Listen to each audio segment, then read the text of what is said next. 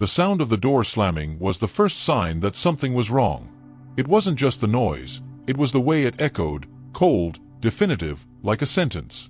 In that instant, I knew that my home, my refuge, my piece of the world, was no longer just mine. I felt the danger approaching even before I understood what it was. And the cruelest part, it came from within. My son, the same one I raised with calloused hands, the same one who slept on my chest when he was little, the same one I swore to protect from everything, except himself. When the phone rang that morning, I still believed that the world's pains didn't seep through the blood. But the broker's voice, confused and cautious, shattered any remaining illusion. He asked if I confirmed the sale of the house.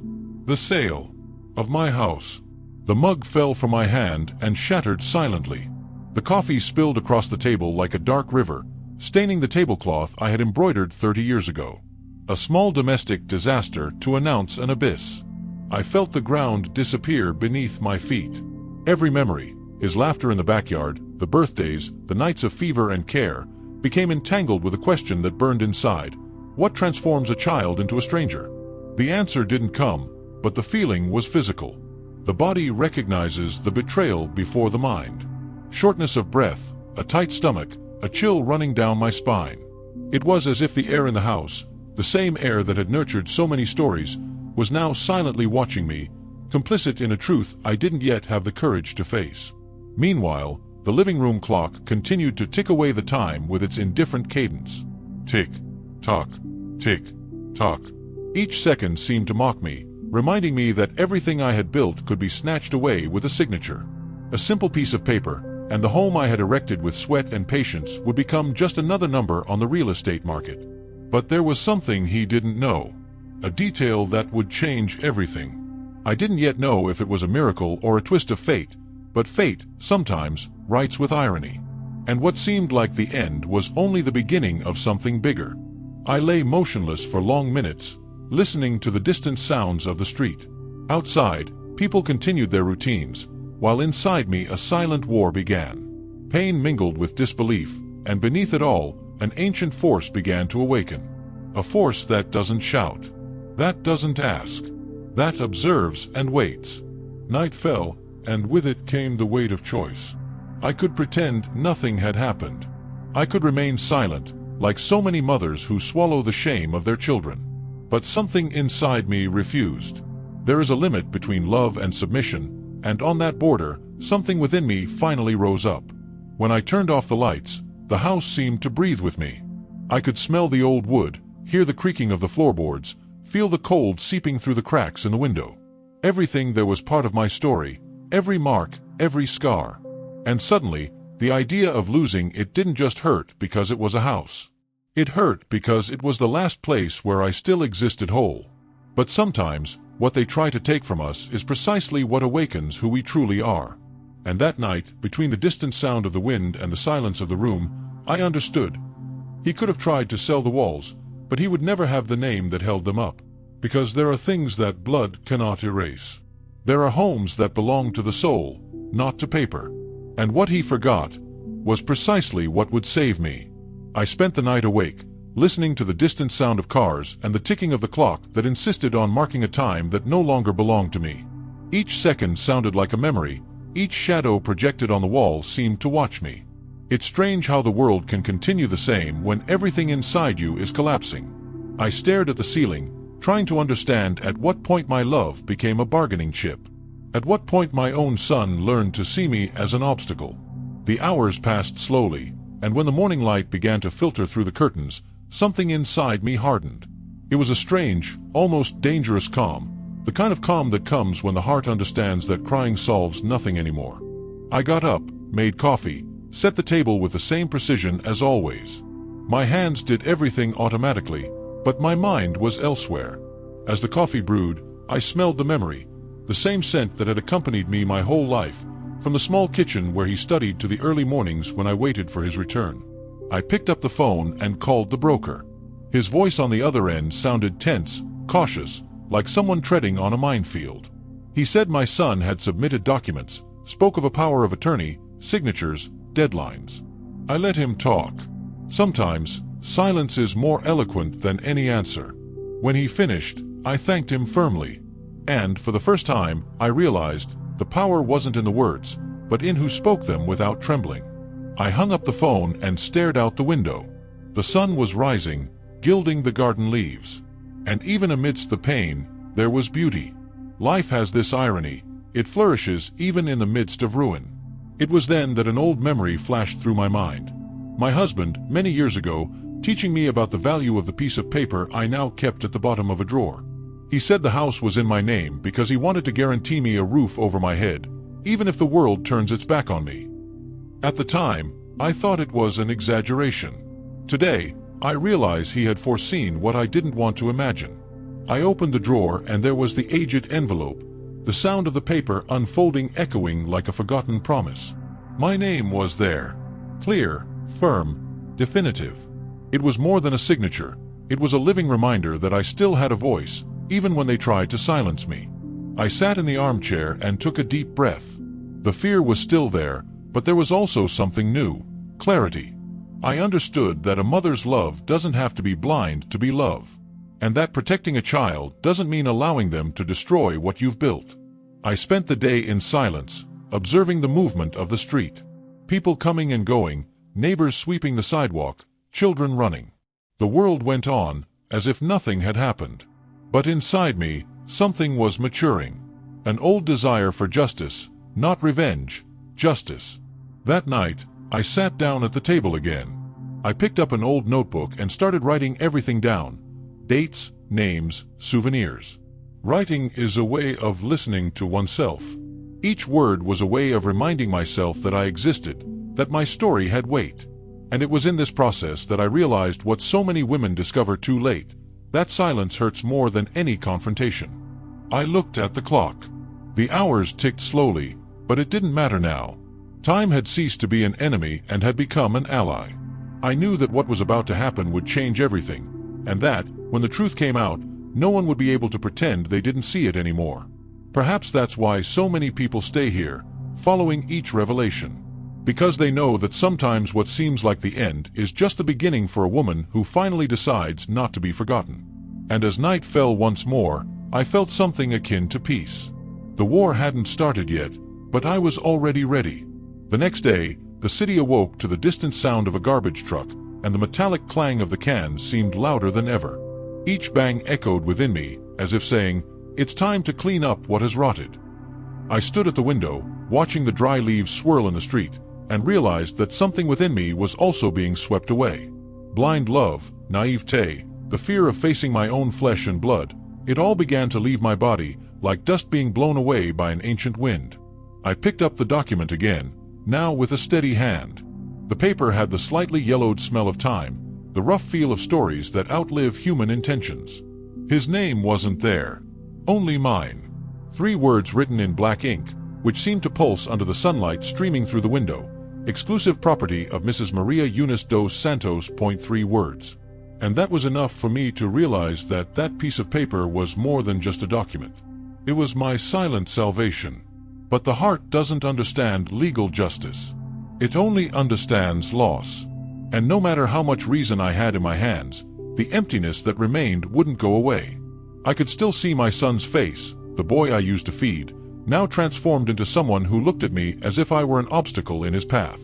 It was as if life had played a cruel trick on me, giving me everything and, in the next instant, proving to me how much I could lose without dying. Late in the afternoon, he appeared. He entered the house without knocking, the scent of his expensive perfume filling the hallway.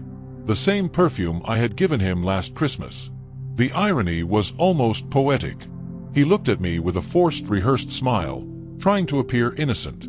He said the broker must have been mistaken, that it was all a misunderstanding. But his voice trembled. It trembled like the wind before a storm. I let him talk.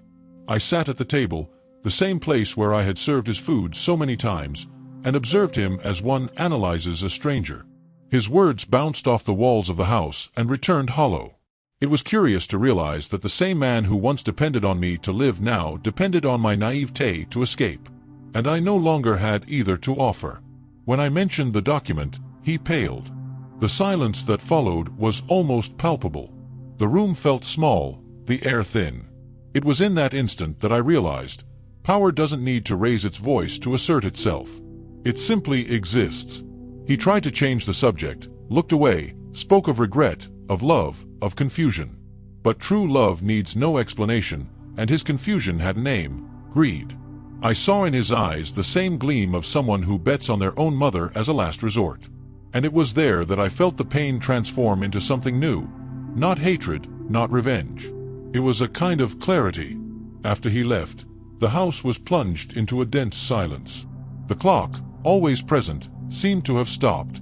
Night fell without me noticing, and the moon illuminated the room with a cold, almost judgmental, silvery light. I sat down again at the table, the same place where the truth had just been born, and I thought about how life can change the meaning of the same chair.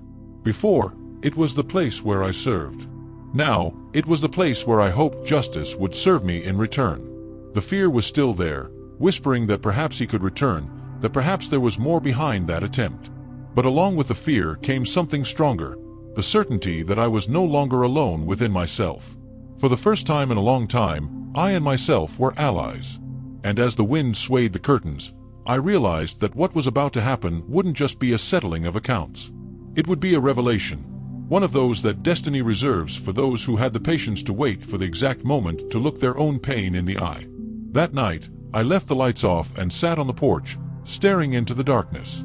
The house seemed to breathe along with me, as if it understood that something had shifted, inside and out. The moon reflected in the windows, and the distant sound of a dog barking broke the silence from time to time. The breeze carried the scent of the garden flowers, the same ones I planted when I still believed that love was synonymous with security. It was curious how even their fragrance seemed different now. Once sweet, now dense, almost melancholic. I no longer cried. The tears had transformed into a kind of salty memory, lingering there, hidden in my throat. The body gets used to the absence, but the soul takes longer. I thought of my son, not the man who betrayed me, but the boy I held for the first time, so small, so vulnerable. As if that ancient moment still existed somewhere in time, intact, waiting to be remembered. But time is merciless to those who try to hold on to what's already gone. And on that cold balcony, I understood. Sometimes love needs to die so that respect can be born. It was a harsh but liberating feeling. I realized now that the pain he caused me wasn't just his. It was also mine, for having believed that a mother's love was capable of fixing anything. The phone rang, breaking the silence. It was the neighbor, always attentive, saying that my son had returned to the city with a lawyer. The news didn't frighten me. On the contrary, it brought me a strange calm. It was as if destiny was giving me the chance to show him, serenely, what he hadn't yet learned, the power that exists in truth. I spent the entire night awake, reviewing every detail, every memory, every choice.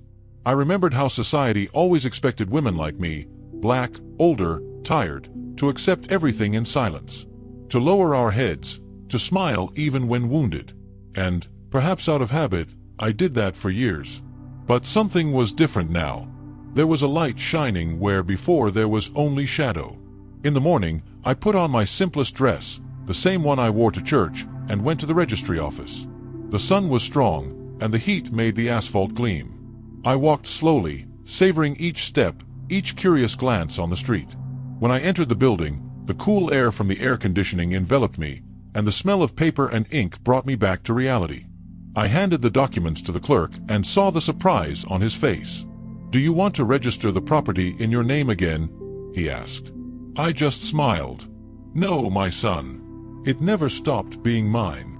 And in that smile were centuries of women who came before me, who also had to prove the obvious. While waiting for the copies, I saw the reflection of my face in the window pane, firm, aged, but alive. And I realized that the true inheritance I possessed wasn't the house. It was the story, the courage, the voice that, for so long, had been silenced, and now echoed without fear. Many may not understand what this kind of silence means. The silence of someone who no longer needs to justify themselves. The silence that comes after the storm, when the wind ceases and the heart realigns. It is at this point that many feel the impulse to support this journey, leaving a silent sign that the message touched them, as if to say, "I've been there too." I survived too. When I left the registry office, the sun was still high, but the heat no longer bothered me. The world seemed different, but perhaps it was I who had changed. I took a deep breath and felt the air enter clean and light, as if time itself had decided to start over with me. However, deep down I knew that wasn't the end of the story, it was the prelude to something bigger. Because sometimes, the truth isn't enough. It needs to be shown, exposed, revealed to those who tried to hide it. And that moment was yet to come. That afternoon, the sky seemed divided between light and shadow.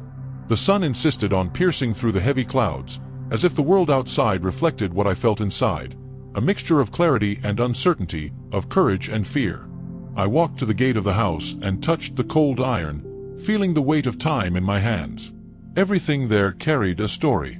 Every crack in the wall, every plant that stubbornly persisted in growing, every detail held something of me, even after everything they tried to take away. The silence of the neighborhood was strange. The sound of footsteps echoed on the floor and returned to me, as if the house recognized me. I entered slowly, and the familiar smell of wood, dust, and memories enveloped me.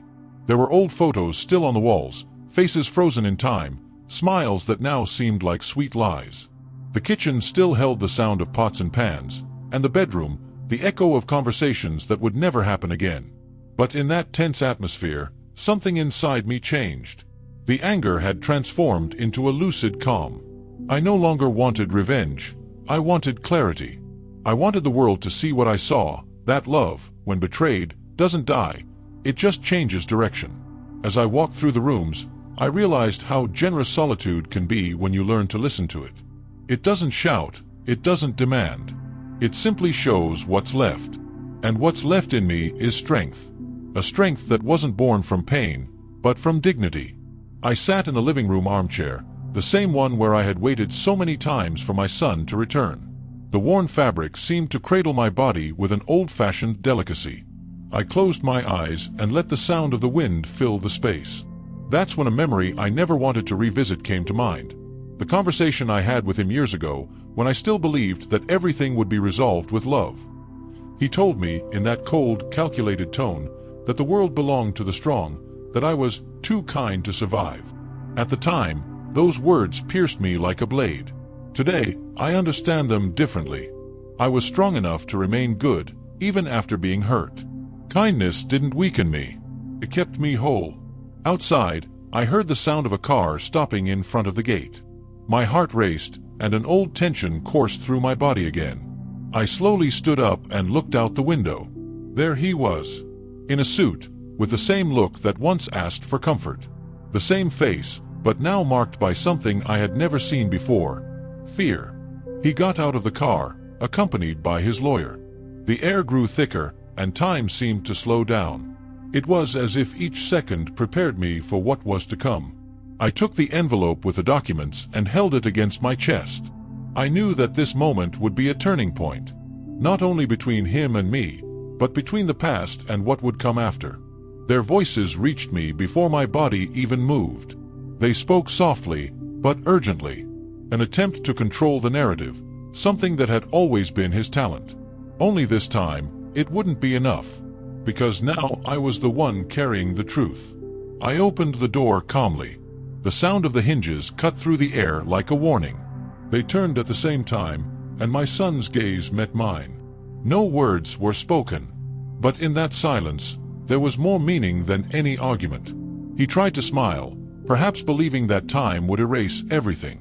But time, when respected, does not erase, it reveals. I felt the wind pass through my hair and, for a moment, everything was suspended. The world, the house, the whole story. It was the prelude to something big, something I sensed but couldn't yet name. And at that moment, I realized, some truths aren't spoken. They're shown. And I was about to show him his. He stopped a meter from me, as if there were an invisible glass between us. On the other side, the hurried man, his measured speech, always calculating his next move. On this side, me, whole and silent, with the light weight of someone who knows. The lawyer cleared his throat, opened his briefcase, revealing a stack of papers, stamps, letterheads, large words that attempt to give authority to what was born crooked. The wind passed through the hallway and lifted a corner of the curtain, The light streaked across the floor in clear stripes, as if the house had decided to divide the scene into light and shadow so that no one would confuse the sides. He began to speak quickly. He said it was all a misunderstanding, that the broker had acted hastily, that he was there to resolve things. The word hung in the air like a bad smell. Resolve for whom? With each justification, I saw the boy who once held my finger with his whole hand disappear a little more. The lawyer tried to offer me a settlement, avoid exposure, win for both of us, we'll end this gracefully. The echo of these phrases sounded empty against the walls. Grace is something else. Grace is the truth spoken in a low voice. I didn't answer. Instead, I led them both into the room. On the table, I placed the envelope with the deed. I didn't push it back, I didn't dramatize. I just left it there, before them, as if it were a mirror. Paper breathes when it carries a story, and I could almost hear the sound of that ancient breath. The day my husband gave me the pen, the care with which he held my hand to sign, the silent promise that I would have a roof over my head even when the world decided to be cruel. The lawyer read it, his eyes melted for a second. He tried to compose his expression. My son looked away towards the window, seeking escape into the street, where the birds made the noise of an ordinary morning. I let the silence work. Silence, when used well, is a tool, not a weakness. It forces the other to listen to themselves. It was in that interval that I realized something else. The house, which was once the scene of my renunciation, was now the stage for my presence. The sofa where I waited in vain so many times, the hallway that witnessed my hurried steps, the kitchen where I added salt to my tears so that no one would notice, everything returned me to the exact place from which they tried to tear me away. Gain and loss, side by side, without a fight. A firm, almost soft acceptance. My son took a deep breath and tried the sweet tone he always used when he needed me. He spoke of debts, bad luck, and the bad people who surrounded him. I listened to the version I needed to hear, and deep down, the mother in me wanted to reach for the child, shake him, tell him there was still time to be a man. But the woman I had become raised her hand from within and pleaded, "Stay.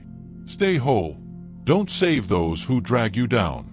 Don't confuse forgiveness with a way back." And so I stayed. Whole, but with my heart exposed, light and shadow in the same chest. I asked him to sit down. He obeyed. The lawyer adjusted his tie. I went to the bookcase, took out a small box lined with faded fabric. Inside, a handwritten note from my husband, the recorded addendum, the password in clean handwriting. The past, in 3 lines, covered me like a cloak. I placed the paper next to the deed.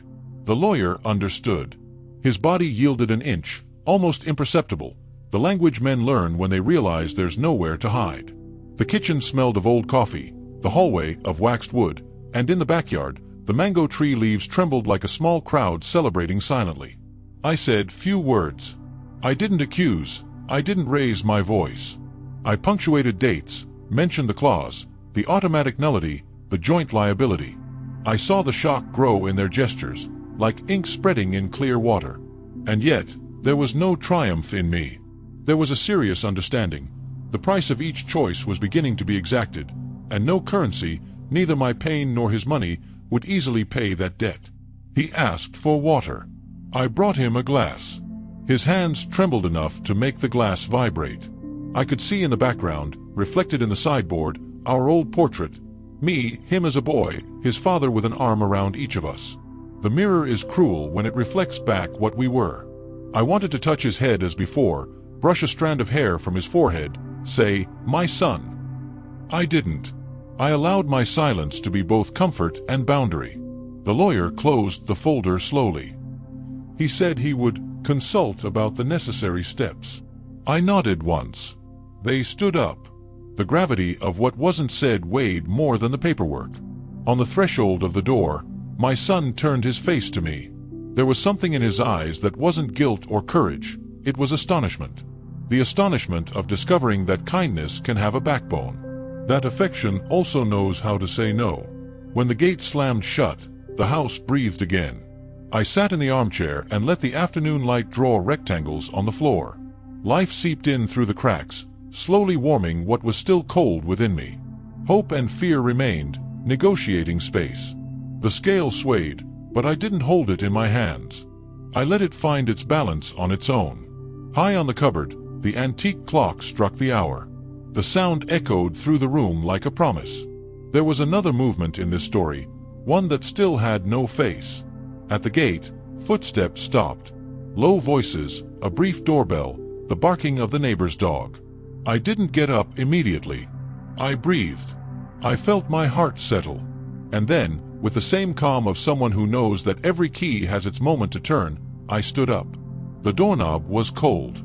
On the other side, I sensed the next page. Perhaps curious people on the street, perhaps the deceived buyer, perhaps the missing piece of news that would finally make everything clear. I didn't open it hastily. I held my breath for a second, like someone diving and touching the bottom of a river with their fingertips.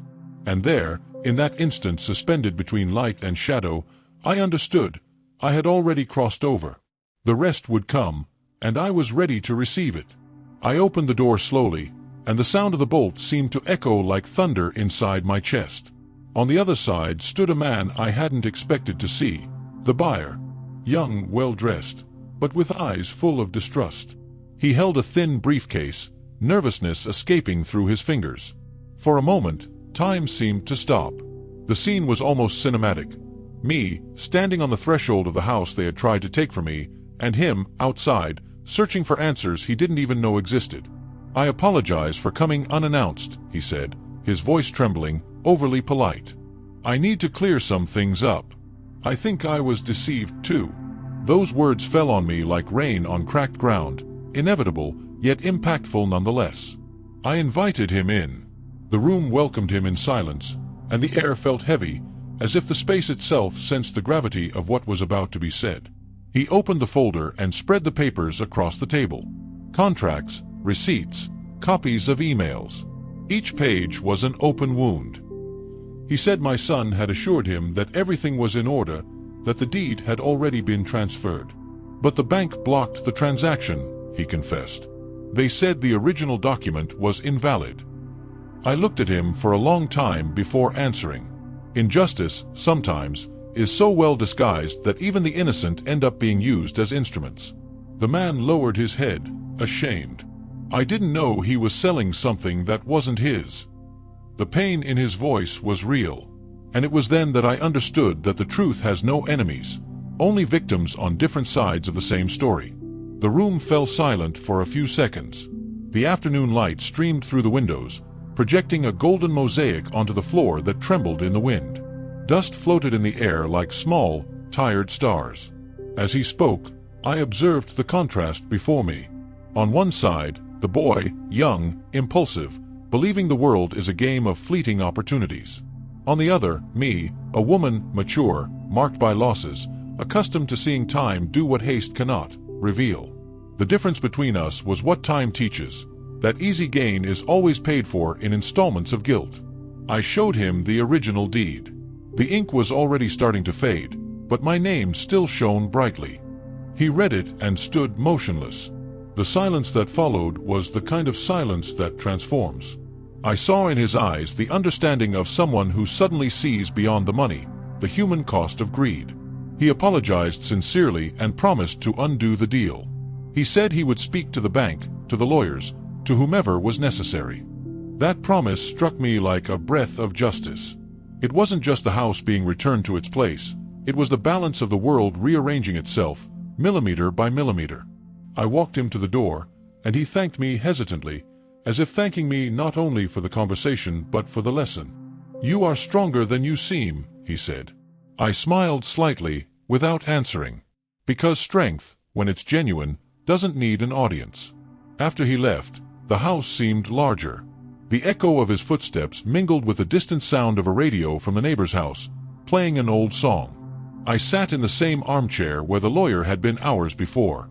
The document was still on the table, open, the golden light of dusk falling on the words. And I realized something curious. It was no longer the paper that gave me security, it was what I had become since the moment I learned of the betrayal. Life has a strange way of balancing itself. Sometimes, what seemed like despair is just the beginning of a silent healing process. And perhaps that's why so many people see themselves in stories like this, because, at some point, everyone has had something tried, taken, or forgotten. I stood there, watching the last ray of sunlight touch the window pane. The air in the house felt lighter, as if it were breathing with me. It wasn't the end, I knew. There was still a score to settle, a truth to be told before everyone.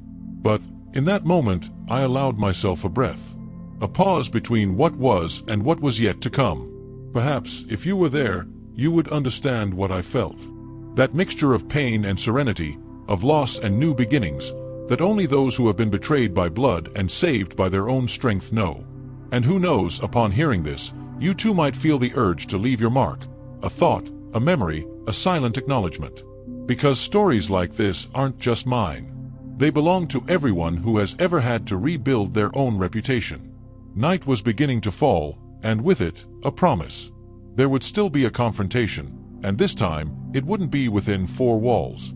It would be in front of everyone. That night, the wind seemed different. It blew through the cracks in the window with a deep, almost human sound, as if the air itself knew something was about to happen. The house, now silent, held the restrained breath of someone awaiting a resolution. I walked slowly through the rooms, observing every detail, the faint reflection of light on the furniture, the distant sound of crickets, the curtains swaying in a rhythm that seemed like the beat of thought. Everything was alive, even what seemed forgotten. I sat down again at the table where the truth had been revealed hours before. The document was still there, open, but I no longer looked at it as an object. It was almost an extension of my own skin, proof that, even after everything, life still recognized me as the owner of what I had built. The paper wasn't just a legal record. It was a mirror. And in it, I saw reflected a woman who had lost almost everything, but not the essential, the ability to remain standing. I closed my eyes for a moment. The silence was broken only by the ticking of the old clock. With each passing second, the memory of what was to come became clearer. I knew I couldn't keep it a secret for long. The family name was already on the neighbors' lips. The inevitable scandal grew like a fire hidden under ashes. And, in a way, I let it grow. Sometimes, fate needs witnesses for the lesson to be complete. The next day, morning arrived with a pale, hesitant light. Clouds hung heavy over the sky, and the dampness made the air smell of iron and wet earth.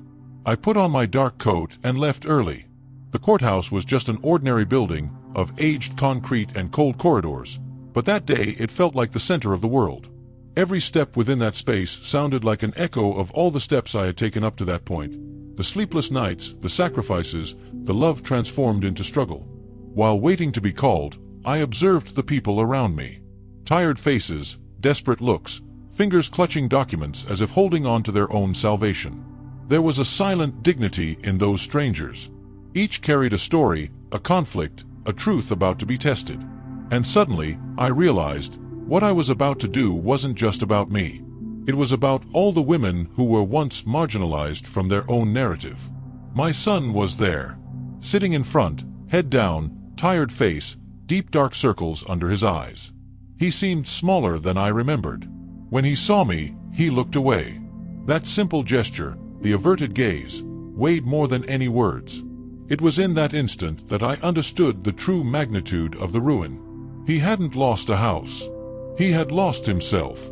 The hours that followed seemed like a film in slow motion. Lawyers, witnesses, papers passing from hand to hand. I didn't remember every sentence, but I remembered the sounds, the murmur of the audience, the sharp tap of the judge's gavel, the held breath when my name was called out. It was as if time was placing me back at the center of my own story, after years of being a supporting character in other people's lives. And then, the unexpected, the judge asked me to speak. For a few seconds, the air seemed to stop. It wasn't rehearsal. It wasn't a defense. It was the truth. I stood up and told everything, without anger, without theatrics. I spoke of love, of betrayal, of the weight of seeing one's own blood trying to tear away what sweat had built. The words came out slowly, but firmly. Each sentence was a stone placed in the foundation of what was yet to be rebuilt. When I finished, silence spread like fog. No one breathed heavily. My son still had his eyes downcast, and the judge simply nodded silently. I knew that somehow this would be enough. The truth, spoken calmly, has a power that shouting can never achieve. I left the building and the wind hit me head-on. The city was bustling, indifferent to what had just happened. But inside me, everything had changed. The air seemed cleaner, lighter. I walked slowly, feeling the ground beneath my feet, each step becoming a symbol. There was still the official trial, the signatures, the formalities, but the true verdict had already been given within me. I had recovered more than a house. I had recovered the right to be heard. The sky, now clearer, seemed to open a path ahead. And, although the future was still uncertain, one certainty prevailed: the truth, once told, cannot be undone. And it still had much more to reveal. In the days following the hearing, the silence of the house took on a new sound. It wasn't emptiness, but a kind of restless peace, like the moment before the rain falls. Every corner seemed to breathe differently. The clock on the wall marked the time with a new, almost patient cadence, as if the house itself knew that, finally, things were returning to their place. And yet, there was something suspended in the air. Neither victory nor relief. Just the strange sensation of someone who survived an earthquake and still feels the ground tremble, even when it is firm. My son didn't come back. Not a call, not a letter. Just silence, the kind of silence that stretches between two shores that can no longer be reached. At first, it hurt. The mother in me hoped for regret, a word, any sign that humanity remained. But with time, I realized that silence was also an answer. He was trying to understand what he had done. And perhaps, for the first time, emptiness was the only possible path between us.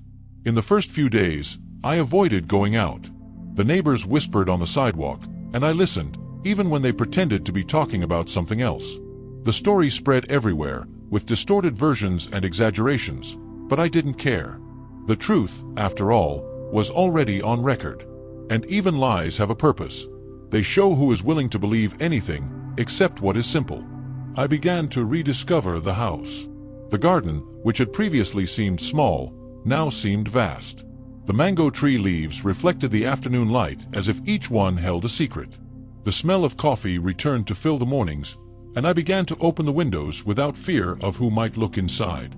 There was something liberating about being exposed after so long hidden away, as if, finally, I could breathe without asking permission. But the night still brought memories. Sometimes, I would wake up startled, hearing the imaginary sound of footsteps in the hallway. It wasn't fear, it was memory. The body also holds invisible scars, and some take a long time to understand that the danger has passed. At those times, I would get up, light a candle, and walk to the backyard. The silent sky would return to me in stars everything I had lost in certainties. With each glimmer, an unanswered question. With each shadow, a memory that still needed to rest. I started writing small notes in an old notebook. Loose words, sometimes just fragments of thoughts. Not to publish, nor to justify, just to listen to myself. Writing was like cleaning a foggy mirror.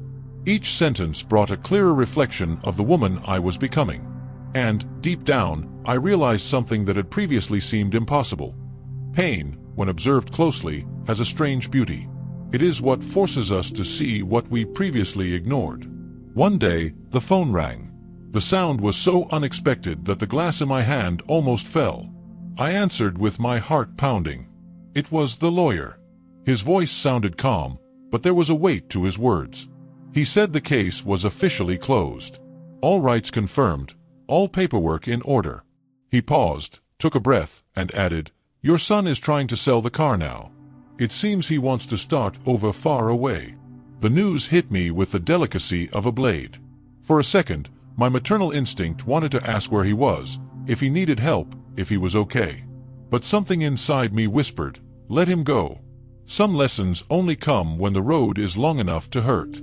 The afternoon stretched slowly, golden, as if time had decided to observe me. I sat on the porch, gazed at the horizon, and let the wind play with the scarf on my shoulders. Life seemed to want to show me the contrast between what remained and what departed.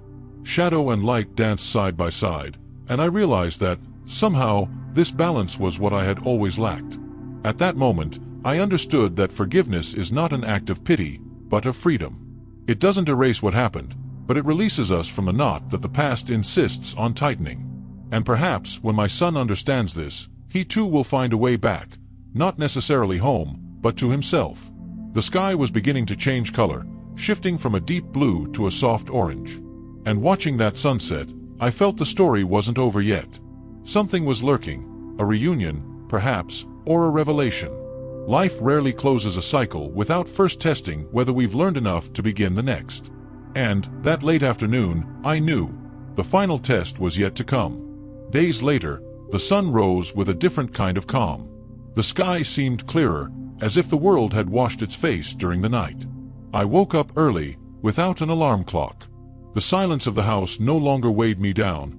It was light, full of small, invisible presences. The sound of the wind in the leaves, the smell of fresh coffee, the creaking of the floorboards as I crossed the hallway. Everything seemed to tell me, without words, that life had returned to its course. Not the same as before, a new one. I walked to the backyard. The earth, still damp from the last rain, had that aroma of new beginnings that only those who have lost everything can recognize. The flowers I planted months ago were finally blooming, timidly, as if asking permission to exist. Their beauty was simple, yet breathtaking. I looked at the sky and thought, perhaps life has always been like this, too delicate to be perceived while we chase after what we think is grand. I sat in the shade of the mango tree and let time pass slowly. I thought of my son, the boy who once ran through that same yard, dirty with soil, his eyes full of curiosity and hope. Where did ambition take the place of innocence? Where did love turn into calculation? The answer didn't come. Perhaps because some questions don't exist to be answered, but to keep us human. That morning, the postman arrived. He carried a brown envelope with no return address. My heart raced even before I touched the paper. I opened it slowly. Inside, a short note and a photo. It was my son, next to an old car, the same one he had tried to sell. On the back, in hurried handwriting, he wrote, "I don't yet deserve to look you in the eyes, but I want to try to deserve it someday." I held the paper in my hands and the world seemed to stop. The tears came, not from pain, but from something deeper, a kind of forgiveness that is born when love understands its own limits. I folded the letter, put it in the drawer where the house documents are kept, and smiled. Not because everything had been resolved, but because, for the first time, I didn't need it to be resolved. Some stories don't end with a period. They simply transform into silence, the kind that carries peace instead of emptiness. I went back inside. The morning light streamed through the windows, painting the room in shades of gold. Each beam seemed a reminder, there is still beauty after the fall. I ran my hand over the antique piece of furniture, the one he tried to sell along with the rest of the house. I remembered all the hands that had touched it before me. My mother, my grandmother, generations of women who learned to resist in silence, but never in weakness. It was as if they were all there, with me, watching, proud. The afternoon arrived lazily, and with it, the certainty that the cycle had closed. I no longer needed to prove anything to anyone. The house, the name, the dignity, everything that had been forcibly taken from me had returned, not through papers, but through serenity. What my son tried to sell, unknowingly, was the very shelter that protected him. And what he left me, without realizing it, was the greatest gift, the reminder that love, when tested, reveals more about us than about the other. Sometimes people ask me if I've forgiven him. I reply that forgiveness isn't an act, it's a state. It resides in time, not in words. And time, that old master, has already begun its work. Today, when I look at everything I've lived through, I feel that I didn't lose a home, I gained a story. And perhaps that's why so many people recognize themselves when they hear me. Because deep down, each of us has had something stolen from us, a dream, a trust, a piece of ourselves. And when we find the courage to get up, that story ceases to be just ours. It becomes everyone's who, one day, also chose to start over. If this journey has touched you in any way, perhaps it's time to leave a mark. Not for me, but for everything it represents. Every gesture, every word of support, is like a lit candle in the darkness, a silent way of saying, I understand, I've been there too. The sun was setting on the horizon when I closed my eyes and took a deep breath. The breeze carried the scent of flowers and damp earth, and for a moment, the world seemed whole again. There was no more pain, only recognition. Life, in all its complexity, had returned me to my place. And there, in that exact moment, I realized, nothing and no one can truly take away what has been built with love, patience, and truth. Time takes everything else away. But what is ours, what we are, remains.